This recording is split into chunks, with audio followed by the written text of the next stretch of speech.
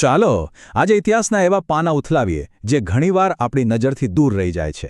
આજે આપણે રાજસ્થાનના એવા વીરોની વાત કરવાના છીએ જેમના બલિદાનની ગાથાઓ ક્યાંક ખોવાઈ ગઈ છે. અને આપણી વાતની શરૂઆત કરીએ આ એકદમ જોરદાર કહેવતથી. આ કહેવત જ આખી ચર્ચાનો પાયો છે. મતલબ કે ઇતિહાસ કોણ લખે છે ને એનાથી બહુ ફરક પડે છે. તો આ આપણને એક બહુ મોટા સવાલ પર લાવીને ઊભું રાખે છે.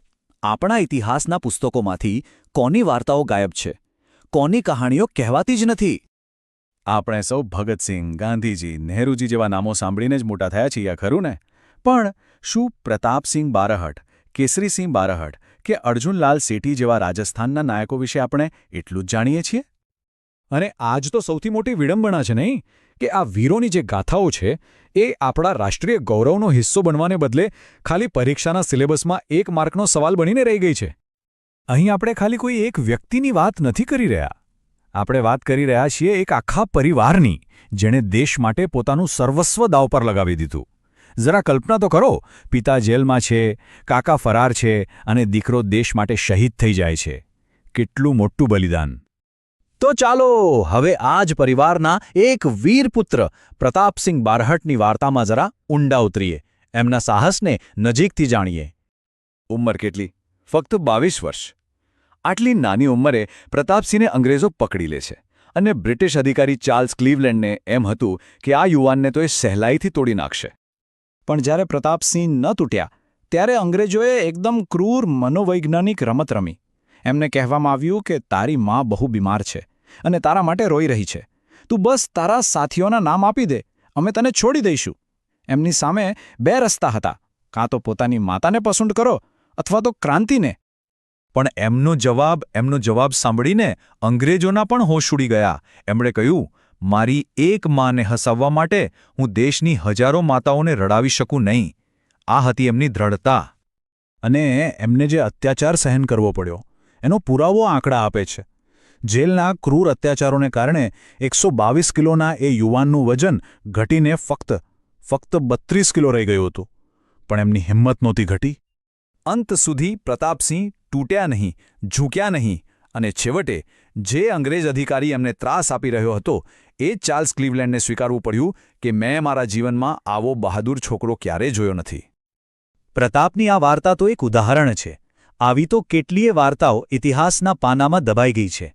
અને આનાથી એક મોટો સવાલ ઊભો થાય છે કે શું ફક્ત વ્યક્તિઓ જ નહીં પણ આખીને આખી ઐતિહાસિક ઘટનાઓને પણ અલગ રીતે રજૂ કરવામાં આવી છે? જેમ કે આપણને ઘણીવાર એવું ભણાવવામાં આવે છે કે રાજસ્થાની રજવાડાઓ મરાઠા સામ્રાજ્યનો એક ભાગ હતા. પણ શું આ વાત સાચી છે? ચાલો આ સામાન્ય માન્યતાને જરા તથ્યોની એરણ પર ચકાસીએ.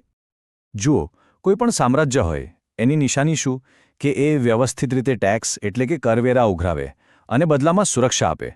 પણ જ્યારે કોઈ બળજબરીથી પૈસા પડાવે, ડરાવી ધમકાવીને વસૂલી કરે, એને તો આપણે ખંડણી કહીએ છીએ, બરાબર ને? તો સવાલ એ છે કે મરાઠાઓ જે વસૂલતા હતા એ કર હતો કે ખંડણી? અને જો રાજસ્થાન ખરેખર મરાઠા સામ્રાજ્યનો જ ભાગ હતું તો પછી આ સવાલો કેમ ઊભા થાય છે? પહેલો સવાલ, રાજસ્થાને મરાઠાઓ સામે આટલા બધા યુદ્ધો શા માટે કર્યા? બીજું, રાજસ્થાની રાજાઓએ સીધા અંગ્રેજો સાથે સંધિ શા માટે કરી? અને ત્રીજું, જેસલમેર અને બિકાનેર જેવા રાજ્યોએ તો ક્યારેય કોઈ પૈસા ચૂકવ્યા જ નહીં, એનું શું? આ બધી વાતો આપણને ફરીને એ જ એક મૂળ મુદ્દા પર લઈ આવે છે. જે વાર્તા લખે છે દુનિયા એ વાર્તાને જ સાચી માને છે. ઇતિહાસ એનો જ બને છે. એક જૂની પણ એકદમ સાચી કહેવત છે. આ આપણને યાદ અપાવે છે કે જો આપણે આપણી વાર્તાઓ નહીં કહીએ, આપણો ઇતિહાસ દુનિયાને નહીં જણાવીએ તો બીજું કોઈ કહેવા નહીં આવે અને સમય જતાં બધું ભૂલાઈ જશે. તો હવે આપણે શું કરી શકીએ? શરૂઆત બહુ સરળ છે. પહેલું, ચાલો આપણે આ ભૂલાયેલા નાયકોના નામ જાણીએ. બીજું, એમની વાર્તાઓ સોશિયલ મીડિયા જેવા મંચો પર શેર કરીએ. અને ત્રીજું અને સૌથી અગત્યનું, એ નક્કી કરીએ કે આપણી આવનારી પેઢી આ નામોને ફક્ત પરીક્ષા માટે નહીં પણ ગર્વ સાથે યાદ રાખે. કારણ કે છેવટે જો આપણે નહીં કહીએ તો આપણી વાર્તા કોણ કહેશે? આ એક સવાલ છે જે આપણા સૌ માટે વિચારવા જેવો છે.